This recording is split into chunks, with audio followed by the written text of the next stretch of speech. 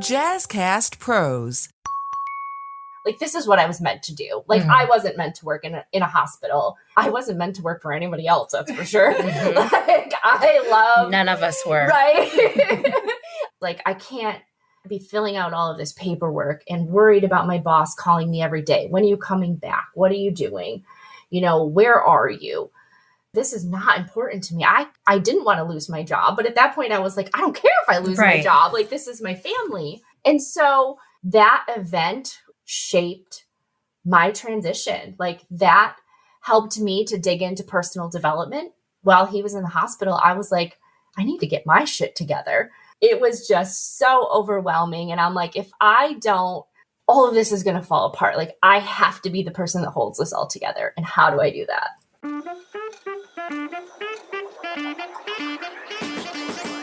Hey ladies, do you own your own business or are you considering starting your own? Are you craving connection and are ready to feel seen? It's time to get real about what it takes to make it as a woman business owner.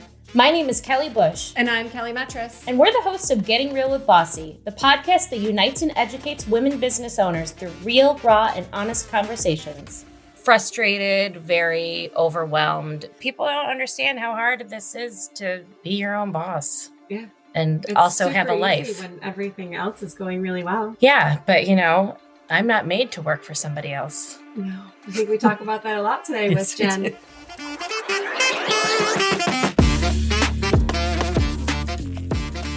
Hello, and welcome back to another episode of Getting Real with Bossy. Kelly, how are you today? Well, I'm doing okay. We had a bossy hour last night, and I went into it being very, very sad and walked out being so happy, like we always are. It's just so great to see new people, see new faces, be around other women. It was pretty incredible. It was and good. You put yourself out there last night. Did you sleep okay? I did. All the crying. I was good after that. I had a good cry. I could sleep well. It was wonderful. So today we are going to talk to Jen Schwytzer. She owns Kindfulness Coaching as well as a therapy business. And Jen started her business during the Great Resignation, but only in timing. Mm-hmm. So she is going to tell us how a horrific life event timed during a horrific pandemic brought her to where she's meant to be. I love that. We are here today with Jen Schwytzer. Hi, Jen. How are you? Good. How are you? Good. So glad to have you here today. I'm so excited to be here. Thank you. Thank you. Thank you for being the first guest in our official studio. We're really excited. So yeah, tell us a little about yourself. Where are you from? I am originally from New York, here in Livingston County, where I still live with my husband. I was born in a little town called Caledonia. I don't know if anybody's familiar with it. Yeah, so I moved there in kindergarten, and I finished school there and stayed here for college as well. Went to Brockport in Nazareth and continue to reside. Well, actually, I moved to Rochester for 10 years after college, lived in the city with roommates and all that good stuff, and back in Livingston County near Geneseo now. Awesome. Yeah. And it's you, your husband, and how many dogs? 2 dogs, one new puppy, and one who is just turning 2 next month. Oh so, gosh. Yeah, lots of work there. Yeah. Very active. Yes. They do take, for anyone that doesn't have dogs, especially puppies, like they take as much planning, I feel like, as kids in the beginning. Oh, it's yeah, like, I gotta be, they pee everywhere. Mm-hmm. Exactly. When we got the new puppy, we were setting our alarms for every hour in the middle of the night to wake up and go outside. Just like a newborn. Just like a newborn. Right. Yeah. So people say that you should set your alarm for every hour to get ready for a newborn, when in actuality, you just need to get a puppy. Yeah. Just get a puppy. There you go. It'll have you ready in no time. So Jen, life advice here at Getting Real with Bossy. There are so many people rolling their eyes right now. I know. I'm aware, because I'm saying it's just as easy as having, or the same as having a kid, having no kids. So we'll see. It's after puppy that it drastically changes, because you could just leave them. Yes, you could. Yeah, you can put them in a crate and leave, and you cannot do that with kids. It's totally illegal. Don't do that. Definitely frowned upon. Mm-hmm. Yeah. So Jen, tell us about your business. You own Kindfulness Coaching. Yes. So I am a certified health and life coach, and I am working with women one-on-one, and I work specifically with professional women looking to make themselves a priority, really putting themselves first, coming out of that burnout phase and just being true to who they are and showing up for themselves. And that's really what my business is about. Have you found an increased boom in business with the burnout phase that we all live in right now? Yes. And so I was part of that. What do they call it? The Great Resignation. Kindfulness Coaching, it was launched in 2022. So just at the beginning of this year, I received certification in health and life coaching. And I am working with women primarily around burnout, stress, and anxiety. Just helping them to really prioritize themselves and what's important in their life. And so that's something that I learned on my end, and now using that to support and teach women as well. I love that. That's very cool. So why women only? Women are so much easier to teach than men. I totally Sorry agree. for any men listening. We laugh because we're like secretly uncomfortable with the truth. Yeah. Yeah. Right? So I am a professional in social work and mental health as well. And I do therapy with men, and men want a quick fix all the time. And they come into therapy and they think one session and everything's going to be perfect. And they're not always willing to do the work to get there. And so my forte is not going to be a quick fix. It is a lifelong learning and lifelong lessons and changes in habits. And in my experience, it doesn't always work for men. And so I'd prefer to work with women. I'm going to say right now, in case my husband is listening, he is not one of them. I don't think he'll ever stop going to therapy. He's every 3 weeks and will go. That is his time. And he will likely go forever because he just, So just want to throw that out there so I don't get in trouble. So your background is in mental health. So when did that all get started? And is that what you set out to do, or was this a... Yeah, so I have had over 15 years, 16 years, something like that in the mental health and social work field. So I'm a licensed social worker in the state of New York, and I am continuing to work as a therapist to just hone in on continued skills and learning. I love learning and I love new strategies and techniques. And so having my certification and my licensure is really important for me to keep even as a coach. So I'm continuing to do therapy as well. That's great. Yeah. Talk about burnout. So you come from social work? Yes. Kelly and I have a background in parallel fields with social work. And yeah. It's a lot. It's a lot. And I experienced burnout in the hospital setting. And it's just so difficult. You don't even know you're falling into it. You are just helping and helping and helping. You're always putting yourself last. And I was experiencing that without even realizing it. And it took something like huge happening for me to take that step back and be like, okay, wow, this isn't right for me anymore. This isn't in alignment with where I want to be, what I want to do. I got to get out of here before I just fall over and collapse, because it's just so hard. And how long were you doing this before that moment happened? I was in my last role before leaving the hospital setting for 2 years.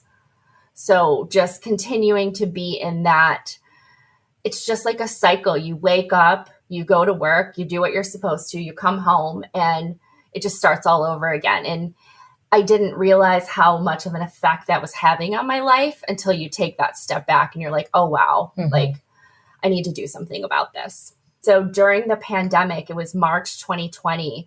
Exactly. Visceral reaction. Right? Like a trigger warning. Oh, yeah. I know. TW. We're about to say that date. March 2020. So my husband and I, we're not out of work, but we're out of the physical offices. We're home, and things just got very different for us. I think a lot of people fell into these strange routines of how the new normal was.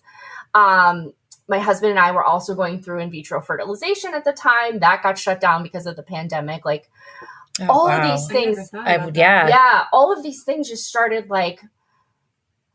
coming together, and we were just kind of struggling. And then it was either May or June. I try and block out, even like the whole year, I guess. Mm-hmm. So my husband's in his early 40s, and he had some side pain one day, and he's like, I think I got to go to the hospital. So I'm like, sure, whatever. I drop him off at the front door at the hospital, thinking that, okay, I'll see you later. I'll come pick you up at the end of the day. Right. And he was taken to Strong, where he suffered a cardiac arrest. Oh my gosh. So he's in his early 40s and had a cardiac arrest. So he was on life support for 21 days. And he went into heart failure. And so we were having these discussions, at the hospital during COVID. I'm only allowed to be there 4 hours a week. I played... A week? Or 4 hours a day. I'm sorry. Right. A day. Yeah. Mm-hmm. So I played my cards because I worked at the hospital. I'm like wearing my badge in there. I'm like doing everything I can to, be there to advocate for him because he wasn't very lucid. During this time, I'm obviously still trying to work, half from home, half from the hospital, and I realized I can't do this. I can't be filling out all of this paperwork and worried about my boss calling me every day. When are you coming back? What are you doing? Where are you? This is not important to me. I didn't want to lose my job, but at that point I was like, I don't care if I lose my job. This is my family. And so it made me just take a step back and think about what's important to me and why is this important to me? And that event shaped my transition. That helped me to dig into personal development. While he was in the hospital, I was like, I need to get my shit together so that I can help him. And so I, leaned into some really amazing supportive people and who introduced me to personal development. And I started looking okay, I need to get my life together.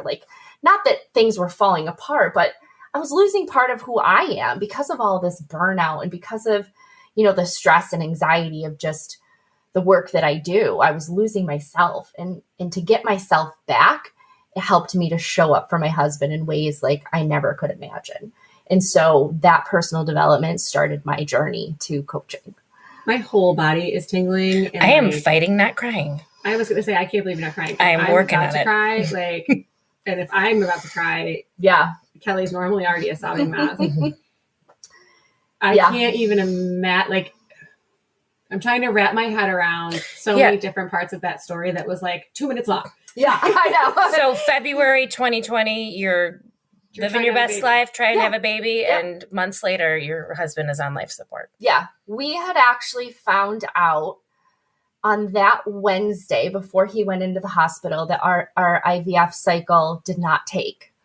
He went into the hospital on a Friday, had the cardiac arrest on a Sunday, all within the same week. Oh my God. And it was okay. Shit. Well, this is a lot to deal with. And how am I going to deal with all of this? Plus, during a pandemic. Right. And I'm somebody, I don't know about other women, but I'm my husband takes care of all the bills, all of the household stuff, everything. I got a shut off notice for my electric because I was I don't know what I'm paying. Right. But I had to figure out a lot really quick. And it was just so overwhelming. And I'm if I don't I said, get my shit together, all of this is going to fall apart. I have to be the person that holds this all together. And how do I do that? Before we answer all those questions, how is your husband today? He is good. He is good today. When we were in the hospital, they were talking about heart transplant, artificial heart. They were talking about all of these wild and crazy things that I couldn't even wrap my head around. Yeah, doesn't that just happen on TV? Exactly. Yeah. Exactly. And thankfully, a new doctor came on to service and he was this is not happening. He changed around his meds, and my husband's heart failure is right now controlled only on medications with no crazy intervention. So that's good. He does still have some lingering physical effects. He had a lot of mental health effects afterwards. So that was definitely 21 days on life support. Yeah. So that was definitely a lot to in a manage. pandemic with people like dying of COVID in the hospital and you can't come see him. Yeah. Yeah.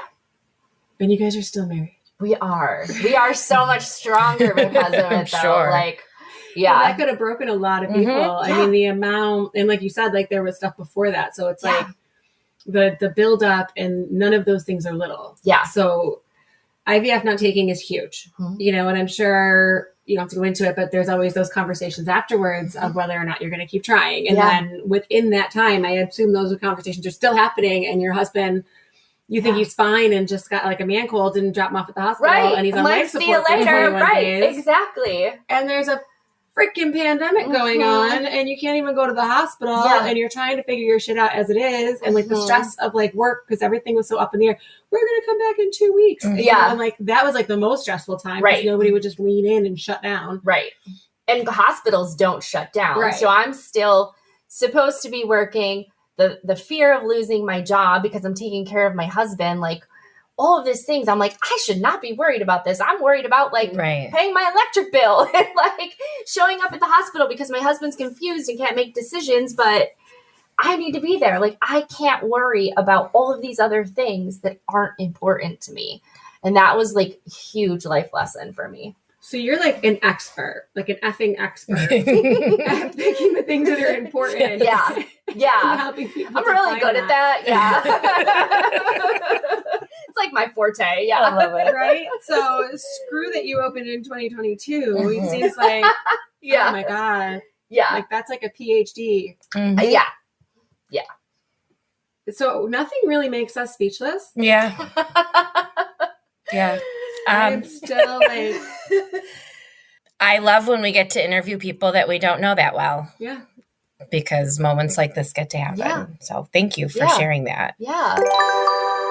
This podcast has been brought to you by Gallery Salon, where beauty and art collide. You can find out more at galleryhair.com. Hey y'all, I'm Erica Sorbello and I'm the owner as well as the stylist at Gallery Salon, located at 4 Elton Street in the neighborhood of the Arts in Rochester, New York. We specialize in everything from lived-in hair color to vivid creations, haircuts, wedding hair and makeup, structured manicures, gel extensions, and the best nail art in the city. We work closely with Rochester artists and makers to carry an array of handmade goodies for you to shop from. Gallery Salon is proud to offer gender-neutral pricing, and we are a certified LGBTQ+ safe zone. Our space and staff are welcoming and down to earth. We know you'll be comfortable to come as you are and celebrate your individuality at Gallery Salon. You can find us at galleryhair.com and Facebook or Instagram. Give us a call at 585-271-8340, or better yet, swing by and meet us and see what we're about. Gallery Salon, located at 4 Elton Street in the neighborhood of the Arts in Rochester, New York. So fast forward like a couple months from there. What's next? What happened then? Yeah. So my husband came home from the hospital and, you know, we're talking about, you know, future and life. And I was like, I think I want to be a life coach. He's like, cool. Like, I think you'd be great. And I was like, okay, like I want to go to this school. And he's like, sure. How much does it cost? I tell him, he's like, okay. And I was like, yeah, this is cool. Like, it was just this, like, casual. You're like, are you still medicated? Yeah, right? Like, how much easy. pain meds are you on right now? So I was like, great, like, I'm going to do this. And then, you know, I started this program. It's anywhere from like 6 months to like a year, I think was the most you could do. And I was like, oh, I'll, you know, get going on this and get it done. And I procrastinated. You know, life gets in the way. And we went through another round of IVF and it failed again. And it was like, why am I doing this? I hate life. I hate, you know, I don't want to do this anymore. Why am I trying to better myself? You know, pity party me. And so I kind of stopped doing my coaching stuff. And I went to a conference in Dallas and it was with my coaching program. And I was like, okay, well, maybe this will give me like a kick in the butt to like keep going. Well, it was the kick in the butt I needed. Like I met some amazing coaches who were just like, I was like, I'm afraid. Like, I don't want to, you know, I don't think I'm going to be able to do this. I'm not good enough. And they're like, Jen, you meet with people every day. You're a therapist. Like, you do this all the time. And I was like, oh yeah, good point. Like, right. I guess I do. And so it was just that little bit of a push I needed. So took a year to finish the program, but I did. And I'm so happy I did. I met some amazing people along the way. And I really, like, this is what I was meant to do. Like, I wasn't meant to work in a hospital. I wasn't meant to work for anybody else, that's for sure. Like, I love, none of us were. right. I'm right where I'm supposed to be. Like, this all, like, I'm a firm believer that this happened for a reason. Like, I think our IVF failed because we weren't in a place to be able to be healthy. Right. Like, I would have never had a healthy pregnancy if it would have been successful. So I try and like see the positive of that. And I try to see like this happen because of something else. And I'm going to embrace it. And I'm going to just keep moving forward. It's amazing. Incredible. So I have a question. Yeah. You just brought up a really good point. So therapy, like I actually had this conversation with my husband last night where we're having a hard time getting stuff done, that direction in that organization, right? And I recently found myself an amazing therapist, right? Yes. And so I'm on the therapy bandwagon and I'm like, high five, therapy. Love therapy. But we were talking about therapists and coaches and he's like, I don't know what a coach does. And we didn't even talk about you. We were talking about somebody else. And I was like, well, it's like, what does a business coach do? I'm like, well, it's like therapy for people in business. It's like kind of how I described it. And I didn't even because it was like 11 o'clock last night. So I didn't like process that until you were just talking about, you are already a therapist. So what would you say is like the main difference between your coaching business and your therapy business? So the therapy, I'm really digging deep into traumas and what's blocking you and what's getting in the way. I'm really, really diving into that. Like, okay, you had this trauma, like, let's talk about it. Let's process it. Let's work through this. Whereas coaching, you have to have had worked through that already. Right. You need to be at a place where you're not going to let that stop you from moving forward. So I think that they sometimes like coaching and therapy go hand in hand because it can really be like a full circle moment. Like you're working on this with your therapist and then with your coach, you're like, oh, wow, this is all starting to make sense. Like this is how I move forward. And so I think that it's a good, trajectory to be on, starting for some people that experience a lot of trauma or anxiety or depression. Therapy is a great place to start to work through some of those emotions to get to where you're ready to move forward. And that is what keeps so many of us stagnant. Even you talking about not moving forward and procrastinating, like it's all that stuff that we carry around. Right. And I would think having a background in mental health is only going to be helpful if you're working with small business owners because it is so different than working for some. That is every minute, every day. Trauma. It is some level of trauma. Not to reoccurring. No, it's a different trauma, but it is traumatic. And it's such a part of everything you do. It's a part of every day, a part of every vacation, most conversations. So I think having that background has to be such an advantage, and I think so too. I try and keep it separate because, I'm not, insured through the coaching side to diagnose and treat, but I can identify that anxiety and be like, okay, like call you out there and say, okay, this is your anxiety getting in the way. So what do we do now? Like, how do we prevent this from happening? If somebody comes to me with significant anxiety or depression, I'm going to send them out. Like, we're not ready to work together in a coaching setting. But if you have worked through that and it's just something that pops up for you, I can work with that. That's fantastic. And I love that explanation. Yeah. And I'm thinking too, with Bossy, we have all different careers come through, but coaching has been in the last probably 2 years more and more prevalent. And I'm wondering, is it difficult? Is it even that much harder to kind of find clients because marketing is so hard. Oh, in general, like, I'm a therapist and a coach. I have zero experience in business and marketing. And I was like, I started and I was like, oh, all these people are just going to come to me and it's going to be great. And that doesn't happen. But I think that I am able to offer a certain skill set that people are looking for. And so I'm attracting the people that are right for me. And I have to remember that because there are so many coaches that are coming out and there's different backgrounds and there's different levels of expertise. And for me, just finding who it is that my people are, I know that we're going to connect on a level that's a little bit different than others. Right. Because I think that's perfect. just what you said, people aren't always looking for the same type of coach. Yeah. I'm going to look for somebody who has a background in mental health, but there are people that are going to look for somebody who's had success as a CEO of a company. Right. So I think that's fantastic. Yeah. That's a good thing to remember. So what is your ideal client? People ask me that and I get so nervous when people ask me that. So I originally thought my ideal client was going to be somebody in their 30s, 40s, 50s who were really struggling in their career to put themselves and their families at the forefront. Mm-hmm. And I was kind of like, okay, this is my niche. This is where, my clients are going to be. The clients that are coming, that are attracted to me, are those who are in life transitions. So I have had a lot of people who have had new jobs, who have retired, who want a new job. And I thought that was so interesting. So my people that are finding me are like in their 60s. Wow. And I am loving working with this population, like moving towards retirement or a late in their career job change. And it's just they're doing a lot of work around confidence and self-esteem.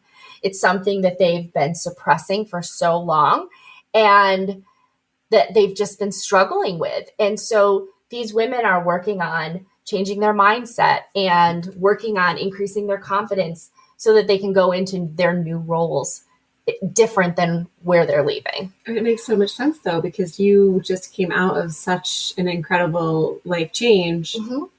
Yeah. That you're like set up perfect for it. Yeah. And that generation, and I'm not that far off from it, but that generation is way more likely to have just suppressed everything, especially as women, and not gotten help. I mean, we're like the therapy generation. Right. Yeah. But like, even like my mom's 70, but like we talk, I'm like, no, Mom, would you like to talk to my therapist? Because you don't have to feel this way. Like, right. They don't understand it. They're like, this is just the way it is. And I've done it my whole life. Exactly. And it's fine. Exactly. And it's just like, well, this is how I was raised. This is how I was taught. We don't talk about feelings. I've never felt good enough. And it's like, they get to when they're ready to make this big transition in life. And they're like, what do I do now? Right. Where do I go from here? Where do most of them find you? Like, where are you finding that they're coming to you from? A lot of them have come from the hospital. Oh, really? Yeah. Oh, that's fantastic. Interesting. Yeah. So a lot of them have come from, I've created a couple referral partners with agencies. I wouldn't really call them agencies. They're entrepreneurs who have started their own business, and just like Bossy, like they have members, and I have done just speaking engagements, and I've reached out to old colleagues and coworkers, and that and word of mouth is where they're coming from. I've tried all these like fancy, pay a lot of money to do these networking groups, and that wasn't working. And I'm like, I know so many people just locally that could really use my services. And so I promote locally a lot. That's awesome. Yeah. I know your Instagram page is super fun. Oh, thanks. I'm like literally like half the time I see your post and I'm like, oh my God, I'm so tired. She's so energetic. You know what my secret is? Coffee. Energized. Beachbody Energized. Okay. Oh, yeah. I sipped some before I came here. That's the secret. We'll make a t-shirt. Add it to the t-shirt collection. And Beachbody can pay you. Yeah, right?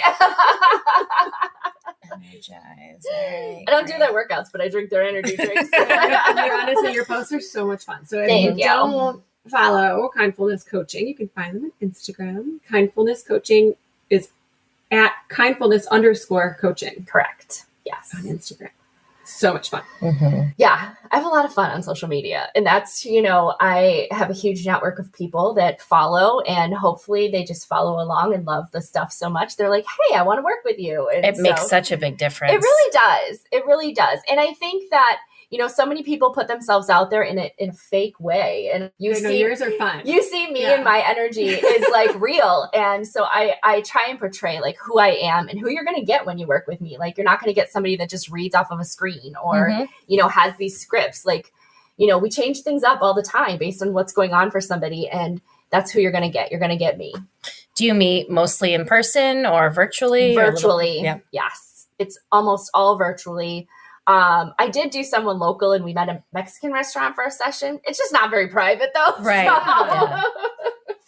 Yeah, tell me about all of your, like, where are you stuck?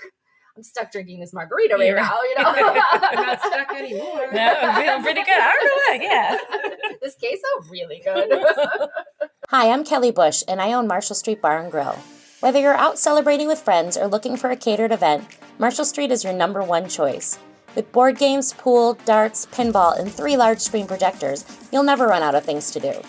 Check out our huge menu with over 60 items, including vegan and vegetarian food, 18 taps, unique spirits, and great daily specials. We've got something for everyone. Come see old friends or make new ones at Marshall Street Bar and Grill. You always have a home at Marshall Street.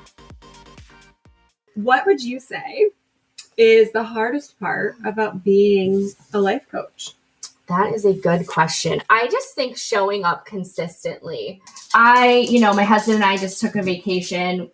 A long weekend in Toronto. And I think we touched on this earlier. As business owners, we're like, our computers are with us, our planners are with us. And so just trying to continue to show up authentically without getting burned out, without being resentful that, hey, I have to get on my computer to do this. So it's just that being consistent while keeping my own boundaries. Like, that work-life balance is non-negotiable for me. And so it's really important. And so to be consistent without compromising my boundaries and who I am. Did your experience in social work kind of help you set that up? Yes, Was that absolutely. Like an on purpose? Yes, 100%. I have boundaries. I actually, when I left my hospital job, I interviewed for another job, and they actually said, there might be nights and weekends that you work. And I said, oh, well, I'm not okay with that. No. I work these hours and my family comes first. Mm-hmm. And I think I probably didn't get the job because I was very clear in saying I will not work outside of the scope of what I'm set up to work. So sorry. So I'm pretty sure I can never work for anybody again. When I'm like, I can't work before 10 a.m. Yeah. And I can do nights and weekends, but I really would like Sunday, Monday off. Yeah. Because I love my Mondays off. That's what I have right now too. My Sundays, Mondays, and Tuesdays. I'm like, yeah. I'll work 4 10-hour days, but from 10 to 8, and then I want 3 days off. Yep. Here are my demands if I'm hired. If I'm going to give you my time and energy. Yeah. We're the employees nobody wants. That's how we all ended up on here. We're the rejects. Exactly. And we're always right. I mean, yeah. You could be doing this better. Yeah.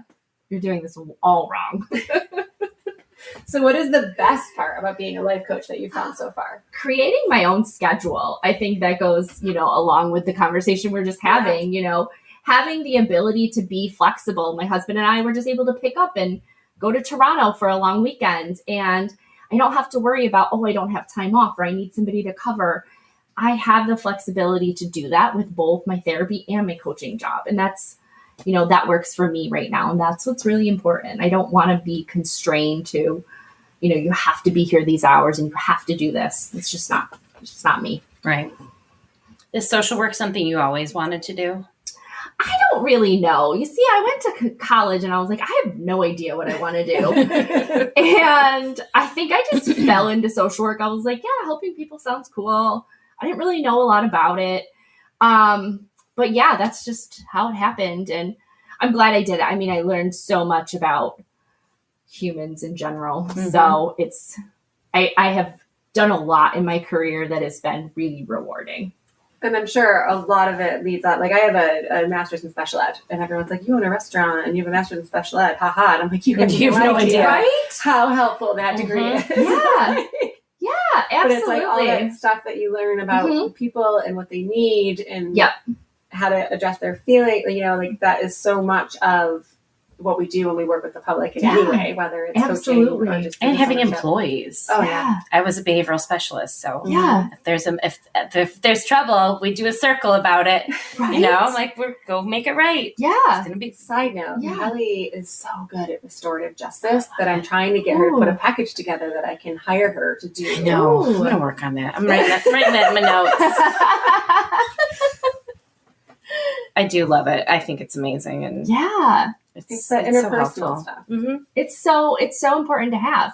But again, you have coaches that, I actually just did another podcast with a therapist coach, and we were talking a lot about that. Your background is so important. Like if you're just coming out of nowhere and you're a coach, like you don't have that background of knowing relationships and human behavior, and like having that is just an extra bonus. The hierarchy of needs Mhm. and all of that stuff when you're in school, you're like, duh. But Right? if you don't talk about it and don't learn more about it, it makes understanding people and where they're coming from, whether they're ordering a taco or they're my employee or they're my child or a person on the street. Absolutely. All that knowledge base is so helpful. Agreed.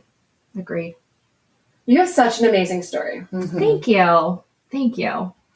I know we just talked about this when you took over our Instagram, but what are your 3 favorite women-owned businesses? So I have to go to my Livingston County roots and Fire Within Fitness Studio. I was just there this morning, did an amazing spin class.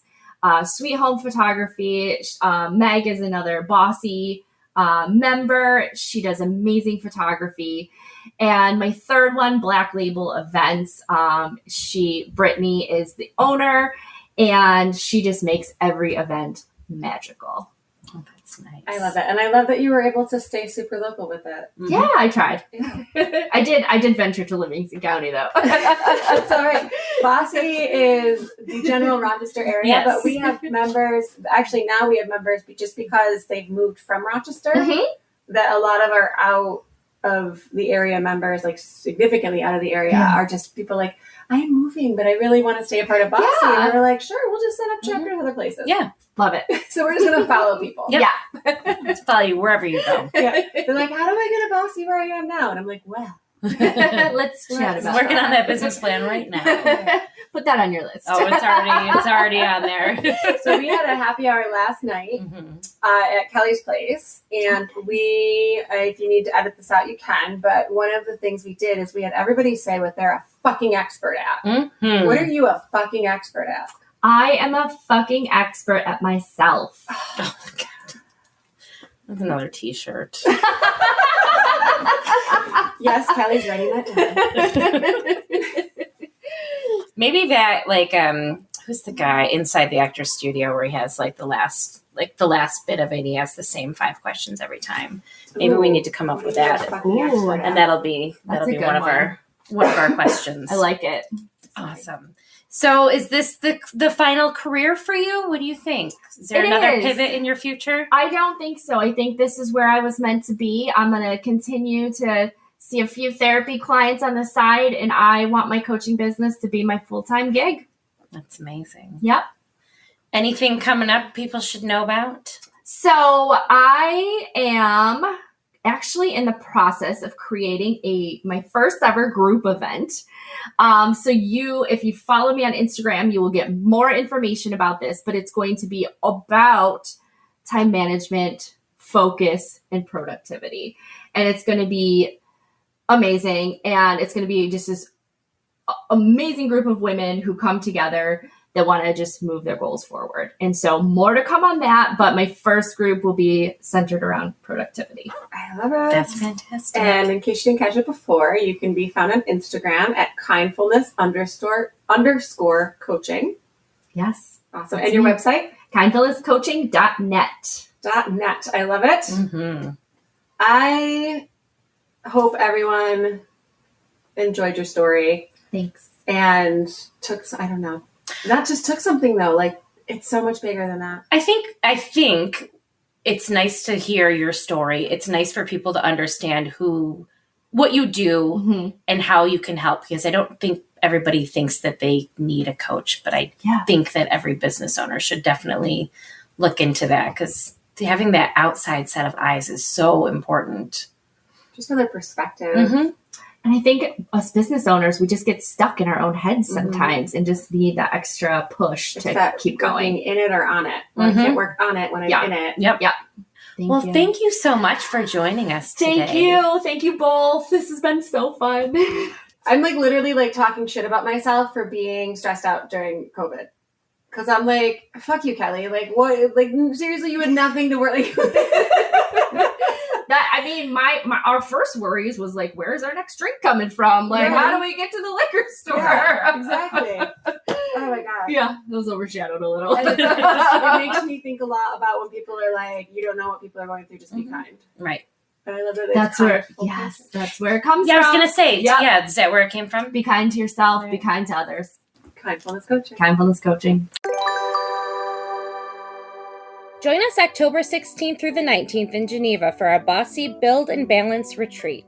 We are filling each day with seminars and activities to promote self and business health, allowing time to rejuvenate and build your business. Go to bossyrock.com to sign up for our email list and stay up to date on offerings and opportunities. Follow us at Bossy Rock. Be bold, be bossy. See you in Geneva. Okay, well, I'm still speechless. That takes a lot for us to be speechless. I can't even imagine. I'm still decompressing. And to be like that moment of hope, things are going great. We're trying to make a baby and then. And there's so many levels to just that people don't talk about. Right. Whether it's your first baby or your third baby. Or your fourth try or your first try.